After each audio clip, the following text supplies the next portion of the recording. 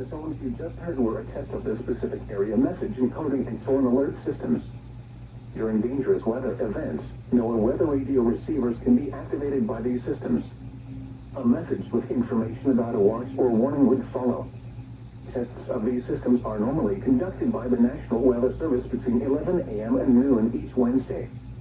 If there is a threat of severe weather, the test may be postponed until the next good weather day.